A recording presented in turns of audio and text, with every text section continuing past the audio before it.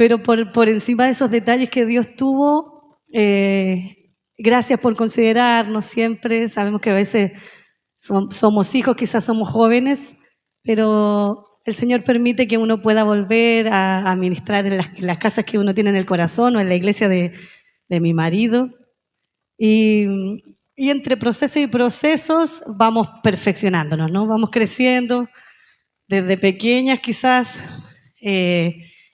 hemos estado entrenando en el Señor, pero siempre Él tiene algo nuevo para enseñarnos. A pesar de que podamos ocupar los mismos textos, podamos sabernos de memoria las historias, el Espíritu Santo es un Dios vivo, ¿no?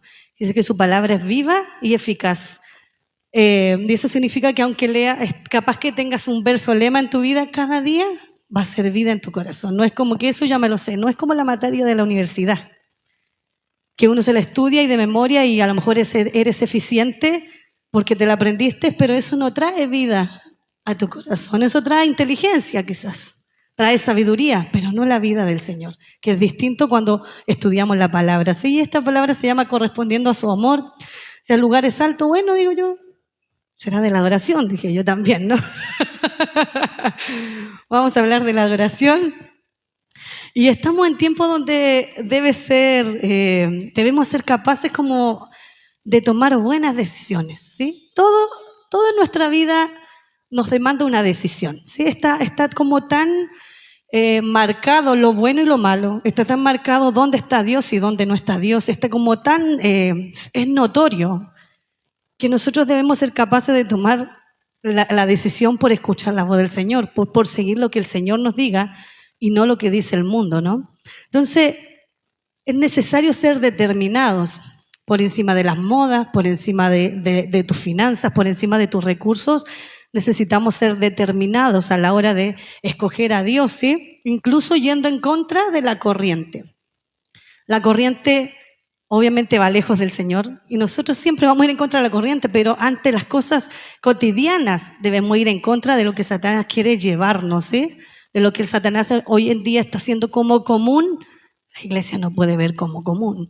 Entonces, debemos estar como firmes en el Señor, plantados en lo que Él dice de nuestras vidas para poder darle honra, y una honra pura, no una honra corrompida, no una honra mezclada. Y hoy vengo a hablar de la honra al Señor también.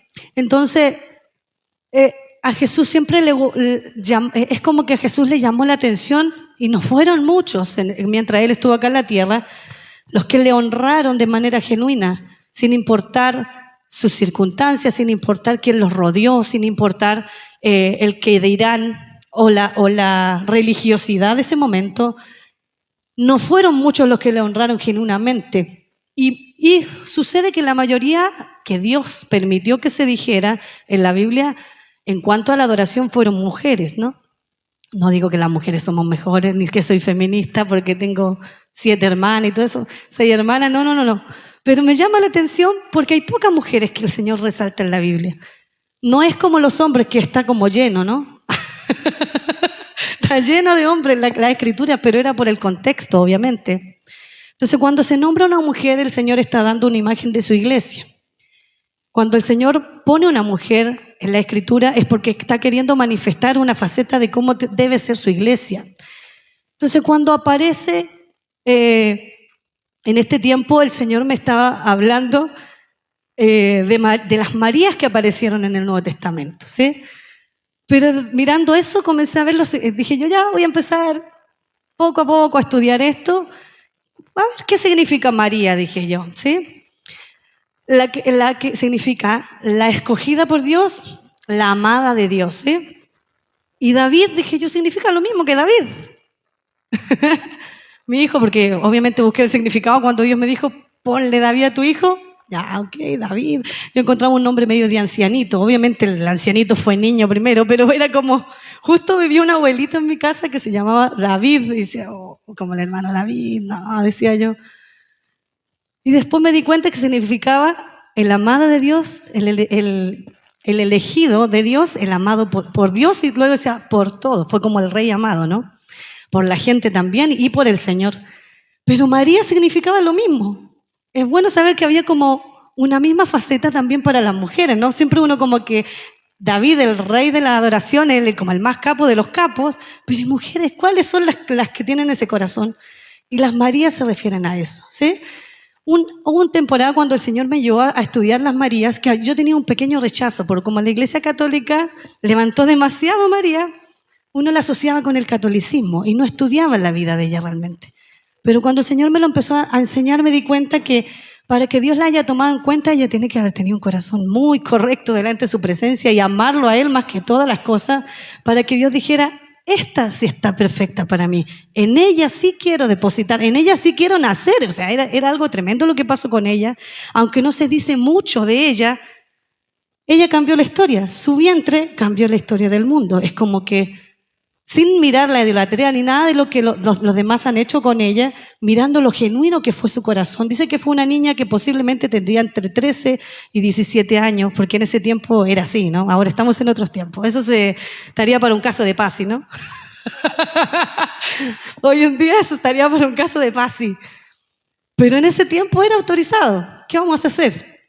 Podías casarte con un treintón a los 13 años. Era así la realidad. Qué bueno que estamos en otros tiempos, ¿no? A excepción de las que ya se casen como a los 40, no importa que se casen con uno de 15 años más, 20 años más, ¿no? A veces pasan esas cosas y ahí ya no importa la edad. Pero en ese tiempo era mucha la diferencia y eran niñas, pareciera, ¿no? Pero ante la sociedad estaba bien mirado. Desde que una mujer era como que ya podía quedar embarazada, ya se podía casar. Y dice que José posiblemente tenía casi 30 años. Pero fue un hombre correcto, ¿sí? Y comienza esta historia en Lucas 1:46-56 y dice, entonces María dijo, ¿cuál era el contexto? Vino un ángel a decirle a María que estaba embarazada, pero ella estaba recién comprometida con su marido. Y usted ve la inocencia, igual de un niño que le dice al ángel, pero ¿cómo puede ser si yo no conozco varón, no? Súper sincera, pura, ella no había tenido relaciones sexuales con su prometido. Y le dice, tranquila, si lo que va a venir a tu vientre es del Espíritu Santo, ¿sí? Luego va y le dice lo mismo a José, porque, ¿qué le iba a decir? José no me va a creer, ¿no? Y viene el Señor tan bueno y también le habla a José, no temas de recibir a María, tu mujer, porque lo que hay en ella es del Espíritu Santo, ¿sí? Luego de eso, no es que todo quedó en paz, ¿sí? Porque ellos no estaban casados y si se enteraban que ella estaba embarazada, lo primero que iba a pasar, si él no la cubrió obviamente, pero aunque la cubriera, la iban a apedrear. Esas eran las muertes seguras, ¿no? Era algo terrible si uno lo mira desde afuera. Iba a morir, porque se supone que había cometido adulterio o fornicación, pero en el caso de ellos no había sido ese el caso. ¿Cómo se comprobaba? ¿No? Ni en este tiempo se podría haber verificado el ADN del Espíritu Santo, ¿no? Era difícil, aún habría sido algo del Espíritu. Ahora dice, pero con un ADN. No, en ese tiempo no había ADN para el Espíritu Santo. ¿Cómo le sacas el ADN? Entonces dice que huyeron, pero lo que me llamó la atención, que cuando el ángel le dice a María, vas a ser, por decir, la mamá del Salvador del mundo, ella no tuvo miedo. Dice que se llenó del Espíritu y comenzó a cantar una canción. Dice, mi alma se regocija. O sea, tú te das cuenta que era un tema espiritual totalmente. O sea, ella, siendo una niña pura delante del Señor, dedicando su vida al Señor, viene el Señor, le dice, tú vas a traer al Salvador del mundo. Y no se llenó así como, ¿qué van a decir de mí? ¿Qué voy a decir? ¿Voy a estar embarazada? ¿No estoy casada? No empezó con dudas. Dice que llena del Espíritu Santo comenzó a profetizar lo que iba a ser su hijo aquí en la tierra. ¿Sí? Y dice, mi alma engrandece al Señor y mi espíritu se regocija en Dios de mi Salvador, porque ha mirado la humilde condición de su sierva. ¿Sí? Desde la adoración, o desde una adoradora, o desde la iglesia que busca adorar al Señor, lo primero que me llama la atención es cómo María se define a sí misma. Humilde, dice. Ella es como que diciendo, la más insignificante, ¿cómo te fijaste en mí? O sea, tenía una condición delante del Señor, no que se sintiera poca cosa, sino que sabía que en sus propias fuerzas no había conseguido que Dios la mirara. El Señor vio más allá que lo que podía hacer, quién era, cuál era su genealogía, no sé. Y dijo, en mí te viniste a fijar. Es como que quedó demasiado asombrada porque estaba la promesa que iba a venir el Señor y se fijó en ella y quedó como en tu humilde sierva, ¿sí? Entonces, Dios la había escogido y luego llena del Espíritu Santo. ¿Por qué marco esto? Porque antes de que Cristo viniera, no todos eran llenos del Espíritu Santo. Dice que los profetas, los sacerdotes y los reyes eran ungidos con el Espíritu Santo, con un aceite especial para que viniera el Espíritu Santo sobre ellos. Pero los demás no, los demás seguían los consejos de ellos, los demás seguían las instrucciones, pero solamente cuando vino el Espíritu Santo, después que Jesús se fue de nuevo al cielo, obviamente, todos pudimos ser llenos del Espíritu Santo. Dice que aquí sí vino el Espíritu Santo sobre María. Entonces era una mujer llena del Espíritu Santo. Y no creo que el Espíritu Santo se fue, no, aún más estaba con ella para que pudiera guiar al Hijo de Dios en la tierra, ¿sí?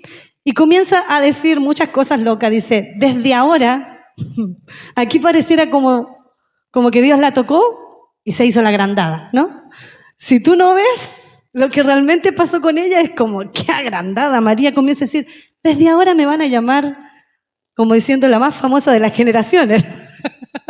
Desde ahora, dice, en adelante todas las generaciones me tendrán por bienaventurada, porque grandes cosas ha hecho el Todopoderoso, santo es su nombre, y comienza a declarar lo que Jesús iba a hacer aquí en la tierra, pero también es verdad lo que Dios iba a hacer a través de ella, porque digo, era el Espíritu cantando a través de ella, si no ella no hablaba así de sí misma. Ella no tenía el problema del orgullo, de la vanidad, sino que a través de ella estaba cantando el Señor. Y hoy en día el Espíritu Santo quiere cantar a través de nosotros. Él quiere que seamos como estas Marías dispuestas, que aún sabiendo que puede venir peligro por guardar al Hijo de Dios en su vientre, ellos la dan todo por seguir adelante con los planes del Señor. O sea, nosotros debemos ser de esas Marías, de esos David, que no tenían miedo a hacer el ridículo delante de la presencia de la gente con tal de agradar al Señor, ¿sí? Esta María que a veces pasamos por incógnita tuvo el corazón correcto que Dios necesitaba para poder traer a su Hijo aquí en la tierra, ¿sí? Otra María que me llama mucho la atención es María de Betania, ¿sí? La María de Betania dice que 6 días antes de la Pascua, en Juan 12 dice, llegó Jesús a Betania donde vivía Lázaro, a quien Jesús había resucitado, ¿sí? Y me llama la atención estas pequeñas explicaciones que pone Juan. Juan era todos los discípulos eran cercanos, pero Jesús dice de él que, no sé si él mismo se puso esa descripción, pero que él era el discípulo amado, decía, ¿no? Porque era el que más se acercaba a él. Porque no es que Jesús quizás lo llamaba, Juan, ven, yo quiero que te pongas aquí, sino que él, voluntariamente, como era el más chico del grupo, era como el protegido, me imagino yo. Y se iba ahí al ladito del Señor a buscar cobija. Y dice que él, como estuvo tan cerca, yo me doy cuenta que de los evangelios él le escribió de una manera más tierna y de una manera más cercana a Jesús, como una manera más accesible, pero a la vez con más misterios del Señor, porque estuvo más cerca del corazón del Señor. Y dice, muchas veces le decían como, Juan, pregúntale, ¿quién va a ser el que lo entregue?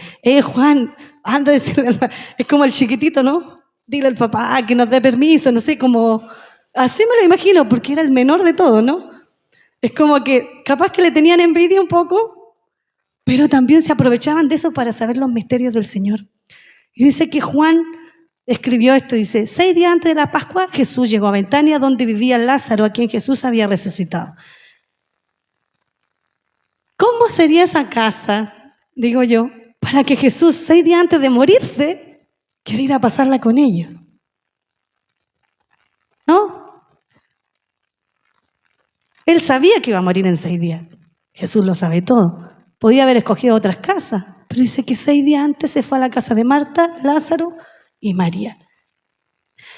Y dice que allí estaban preparando una cena en honor a él, ¿sí? En honor a Jesús. Él ya había dicho muchas veces que ya iba a venir, estaba llegando su hora de irse al cielo, de volver al Señor.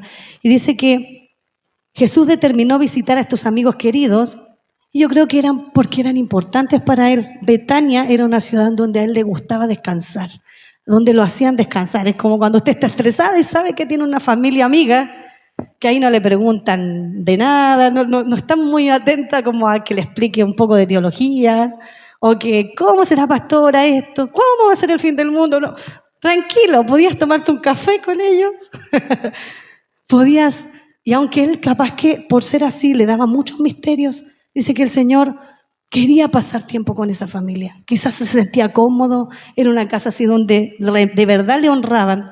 Y dice que le hicieron una cena, Marta servía, Lázaro era uno de los que estaban a la mesa juntamente con él, y María dice, en ese espacio que estaban los tres, quizás había por ahí algún discípulo extra, pero dice que yo no sé si tengo tanta confianza con mis hermanas para honrar a mi papá o a honrar a alguien importante delante de mis hermanas.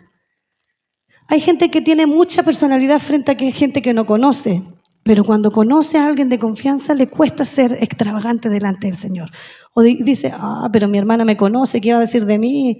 Está diciendo estoy siendo como exagerada. ¿No le pasa? Que con confianza como que cuesta ser expresivo. Y dice que entonces, dice, estaban sus hermanos ahí, María, dice, tomó un medio litro era porque era una libra. Dice, entonces María tomó una libra de ungüento de nardo puro líquido de mucho precio. ¿Sí? Y me llama la atención que cómo lo expresa. Medio litro de nardo puro líquido, dice, de mucho precio. Y ungió los pies de Jesús y limpió sus pies con sus cabellos. Y la casa se llenó del ungüento del perfume. ¿Sí? Yo digo, la pasión de María, de no avergonzarse si estaba su hermano, ¿qué le iban a decir? María, tus ahorros se los diste al maestro. Porque también tuvo en cuenta que era de confianza Jesús, era Dios, pero capaz que se le pasó un poco la confianza a Marta, ¿no? Y a Lázaro. Como que ya lo vieron más como amigos nomás, pero se le olvidó que era Dios. Pero a María no se le olvidó que era Dios. Y yo creo que ella entendió que de verdad lo que Jesús venía diciendo de hace muchos días era que en 6 días iba a morir. Y dice que María estaba guardando este perfume para el día de su sepultura. Y no era para la sepultura de Jesús, era para la sepultura de ella misma. Porque dice que las mujeres ahorraban en perfume y tenían que guardar también para el día de su sepultura. Pero como ella creyó que de verdad Jesús ya no iba a estar, era algo terrible lo que le estaba pasando a ella. Era como diciendo, no puede ser que en 6 días más no esté. No puede ser que yo en mi casa no le dé algo de valor. O sea, yo estoy guardando mi perfume, pero yo creo que lo merece él. Lo merece él, se va a ir. ¿Qué voy a hacer yo sin él todos los días que viene aquí? Entonces, los que aprenden a derramar perfume, los que aprenden a estar cerca del altar, descubren lo que el Señor siente, descubren la aflicción del Señor, descubren que prefirió mi casa porque no quiere llorar en público, descubren que prefirió mi casa porque se siente más seguro aquí y no quiere estar con el juicio de la gente allá afuera que en 6 días más van a tenerme allá ante Pilato. Entonces, el Señor sigue queriendo sus hogares de los que no juzgan las maneras que el Señor hace las cosas, sino que aceptan las voluntades de Él en la tierra. No están juzgando si sanó un ciego un sábado o si lo sanó un día de semana o un día ilegal, sino que aman su presencia y están esperando que llegue el maestro a su casa. Ojalá llegue el día libre del Señor para que pueda venir a tomarse un té conmigo. Dice que María era de las que dejaban todo al lado cuando venía el Señor, y Marta, que le gustaba servirlo, decía, por favor, Jesús, dile a mi hermano. Yo sé porque en mi casa somos así, ¿no? De repente tenemos muchas visitas, somos 7 y todo, pero nos distribuimos las tareas. Yo creo que eso pasaba. Bueno, tú, Lázaro, escucha al maestro mientras yo cocino, y María, aunque sea que me ayude a hacer la comida, algo. Entonces, como en ese momento María no lo estaba haciendo, Marta entró en caos. Le dice, por favor, Jesús, ¿acaso no ves que estoy haciendo las tareas? Dile a María que me ayude. Pero la diferencia que pasó allí, todos estaban haciendo algo correcto si hubieran estado haciéndolo por el maestro.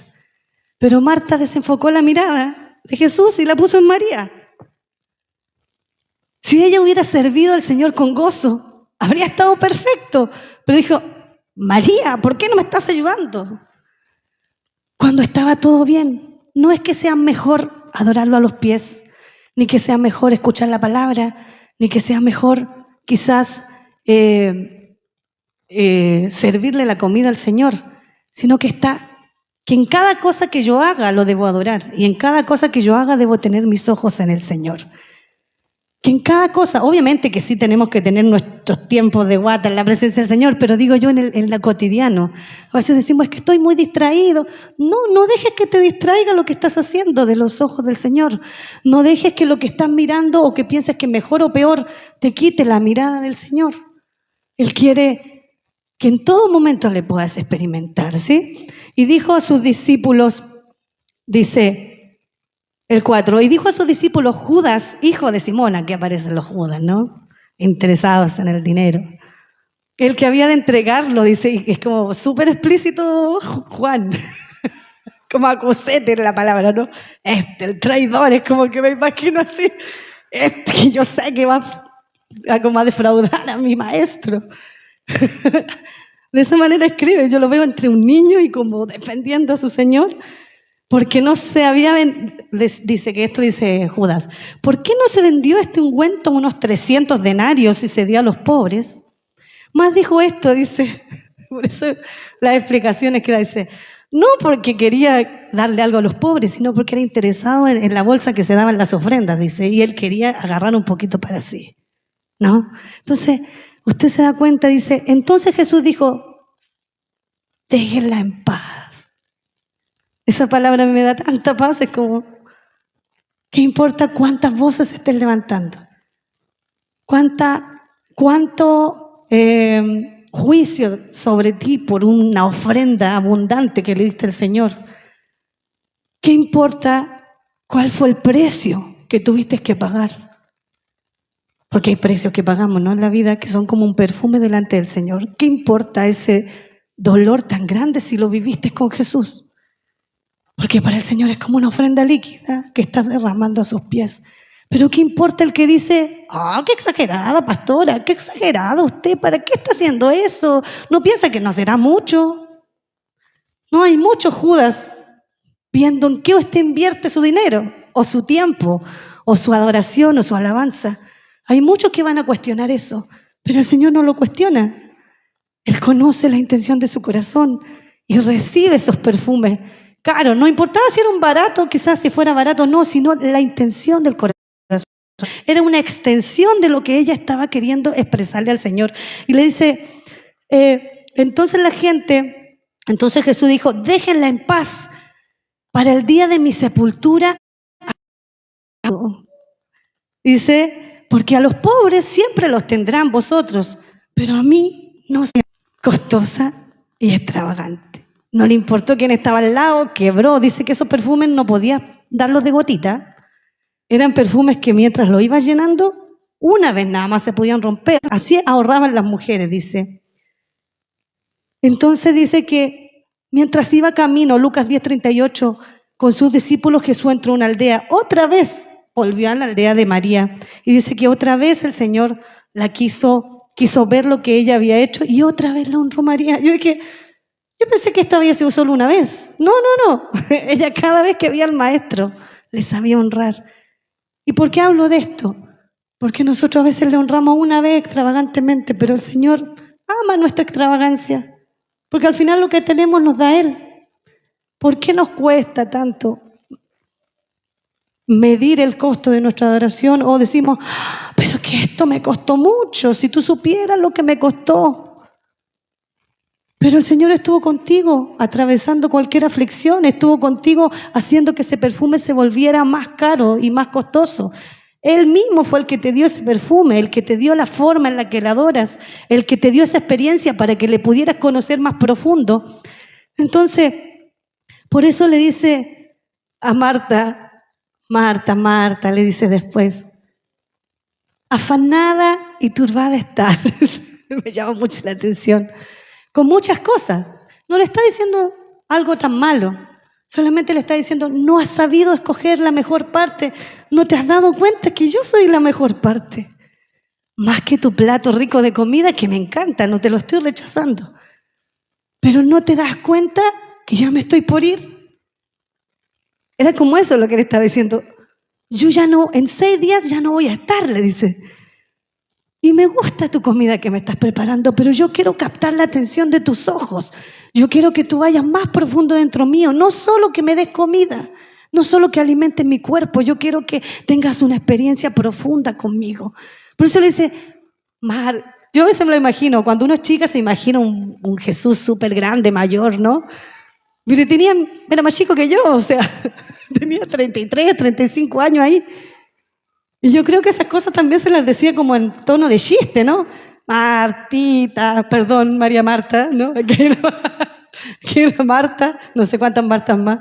Pero en sí, esta Marta de la Biblia le dice al Señor, Marta, otra vez en puro afán, ¿qué te cuesta quedarte conmigo un rato? O sea, no le dijo está todo mal, sino que estás con tantas cosas que no logras verme a mí.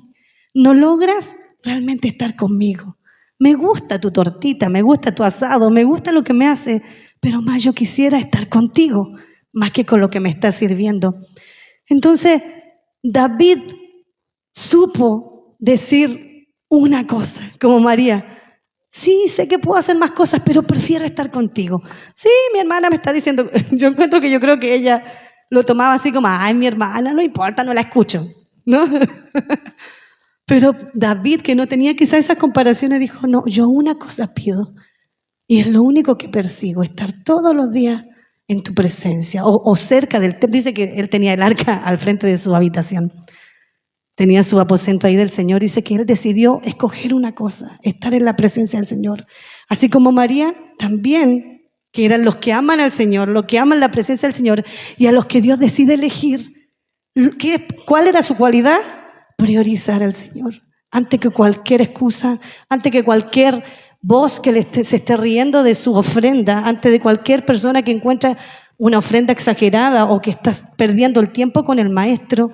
Ellos decidieron decir, Salmo 27:4 dice, solo una cosa pido al Señor, esto es lo que más quiero, habitar en la casa del Señor por el resto de mi vida, así podré disfrutar del placer de estar junto al Señor y visitarlo en su templo. A usted, no toda la gente se le revela que la presencia del Señor es placer y disfrute.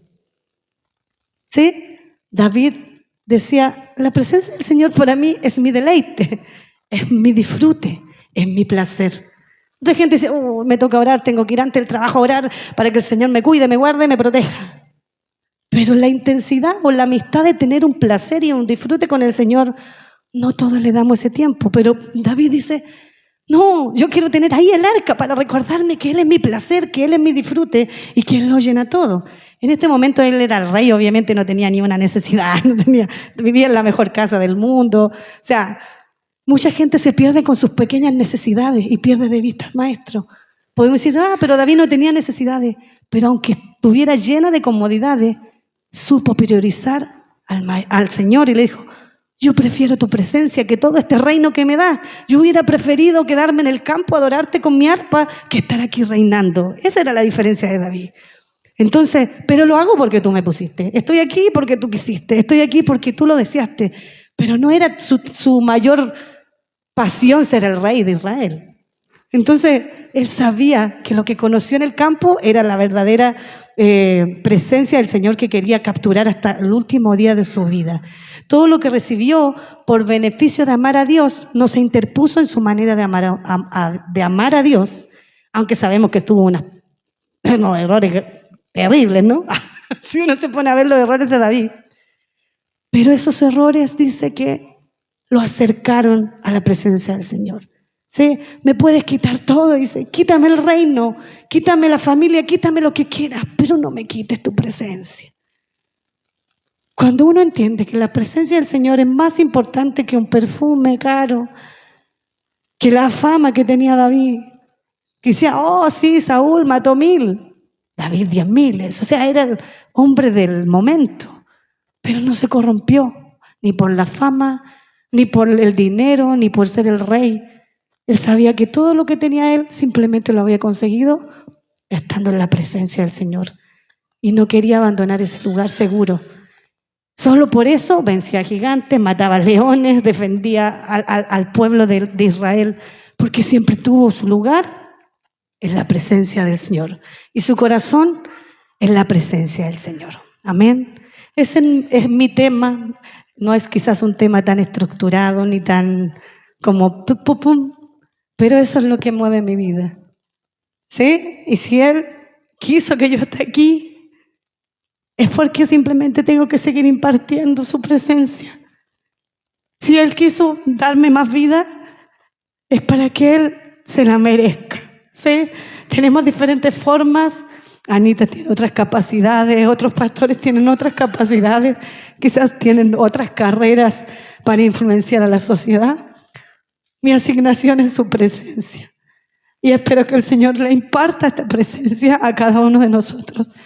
Y que no lo veamos como poca cosa cuando tengamos que ministrar el corazón del Señor. Porque Él se merece lo mejor hasta el último día de nuestras vidas. Amén.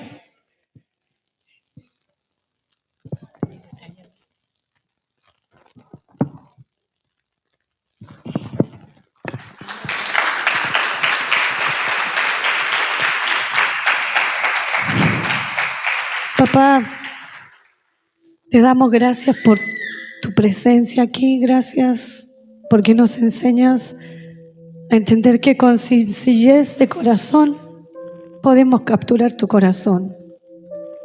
Que los quebrantos de la vida son para que tú recibas el mejor perfume. Que en medio de las dificultades estás tú y nunca nos dejas, Señor, queriendo de manifestar a nuestras vidas, Señor. En medio del dolor, en medio de saber que ya no ibas a estar, María decidió honrarte. En medio de un corazón quebrantado, sabiéndote que en una semana ya no estarías, te dio lo mejor, Señor. Así queremos nosotros en este tiempo darte lo mejor. En medio de las dificultades, en medio de las crisis existenciales, tú mereces el mejor perfume, tú mereces nuestro corazón. Te honramos, Señor. Recibe nuestra vida como ofrenda de adoración.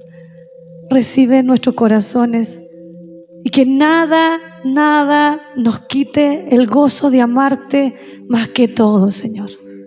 Ni los comentarios, ni el que está al lado, ni el que diga esto es mejor, ayúdame a servir, ayúdame esto. Enséñanos a priorizar como David la presencia tuya antes que cualquier cosa.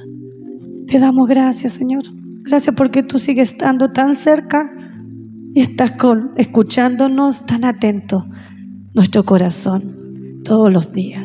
Te amamos, Jesús. Amén.